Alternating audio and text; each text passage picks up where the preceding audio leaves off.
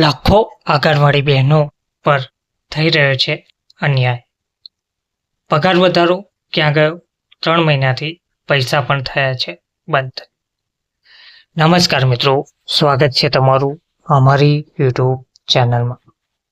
મિત્રો, કલ્પના કરો, તમે રોજ કામ કરો છો, બાળકોની સંભાળ લો છો, મહિલાઓના આરોગ્ય માટે દોડો છો અને 3 મહિનાથી તમને 1 રૂપિયો પણ મળ્યો નથી. બીજું કે લાંબા સમયના આંદોલનો અને લાંબા સમયની માંગ છતાં પણ હજુ પગાર વધારાને લઈને નિર્ણય લેવામાં આવ્યો નથી. હા મિત્રો, આ જ હાલત છે આપણા આંગણવાડી બહેનોની. આ ગંભીર મુદ્દો ઉઠાવ્યો છે જયંત પાટીલે.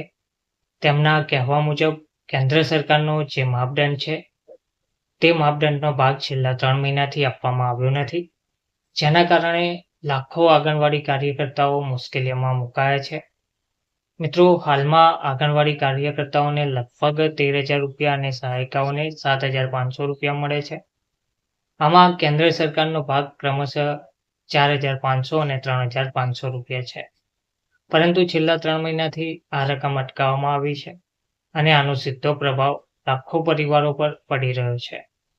મિત્રો, સૌથી મોટો પ્રશ્ન એ છે કે પગાર વધારાની વાતો તો ઘણી વખત કરવામાં આવતી હોય છે અને આ પગાર વધારાની વાતો ઘણી વખત કરવામાં આવે છે, પરંતુ ચૂંટણી સમયે આવા વચનો આપવામાં આવે છે કે આંગણવાડી બહેનોનો માનદ વેતનમાં વધારો કરવામાં આવશે, પરંતુ હકીકતમાં શું છે? હાલનો મળતો પગાર પણ સમયસર મળતો નથી. પગાર વધારો તો દૂરની વાત રહી, મૂળભૂત હક માટે પણ સંઘર્ષ કરવો પડે છે. તો મિત્રો, યાદ રાખજો, આંગણવાડી કાર્યકર્તાઓ બાળકના પોષણ, મહિલાઓના આરોગ્ય અને સમાજના વિકાસમાં સૌથી મહત્વપૂર્ણ ભૂમિકા ભજવે છે. તેમના વગર ગ્રાઉન્ડ લેવલ પર કોઈ પણ યોજના સફળ થઈ શકે તેમ જોવામાં આવતું નથી. જયંત પાટીલે સ્પષ્ટ શબ્દોમાં કહ્યું છે, જવાબદારીઓ વધતી જાય છે પણ માનદ વેતન મળતું નથી. આ સીધો અન્યાય છે.